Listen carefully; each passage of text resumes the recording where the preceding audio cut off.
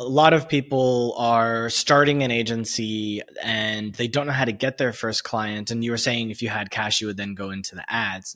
Something that I was thinking about was, if I were to do a service business again, how do you craft an offer that can then get those clients that are paying 4 figures or 5 figures? If you're a graphic designer and you're doing logos and business cards and stuff like that, and that's where I started, that's where my heart lies. So no dissing graphic design firms. That's a competitive field and it's been kind of commoditized, and you can't be a single freelancer just getting out of the gates charging people $50,000 for that kind of work, or $100,000 for that kind of work. It's just not going to fly. Where you have to position your sort of offer, and you need to have the experience and expertise to be able to do it, is to say, have the conversation with the prospect, figure out what the true value of this thing is going to be. So for example, if I'm consulting with an agency who has zero sales process, they've kind of stumbled upon $1 million of referral work a year or something like that. They're a small firm.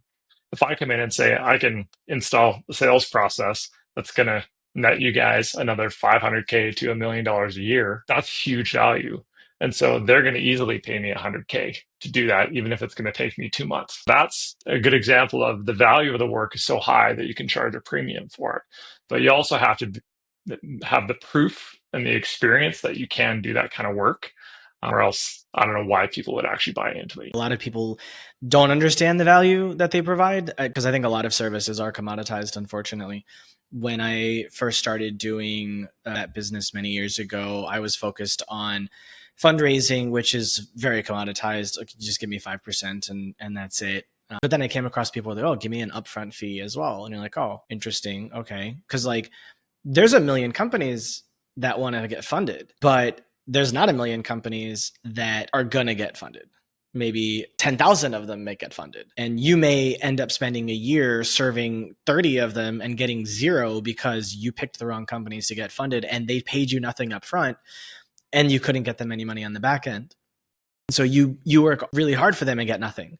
And so when I saw, okay, these people are charging up front, then that's interesting, because now you can feed yourself and it gives you the space to market. It gives you the space to go out and build that network, to go and actually work for them and to try to help them to raise money. I had also learned when I was advising, and then they wanted me to do other services as well, because if they come to you and they need something, when you talk to them, you realize they actually need a lot more, but they don't realize that they need that. And so when you get to know them and they trust you and you say, I think you would also benefit from this, and they say, well, I'm already working with you, I trust you, sounds good. Who is that? Is this your team? Is this an external person? It's an external person. Let me introduce you to them.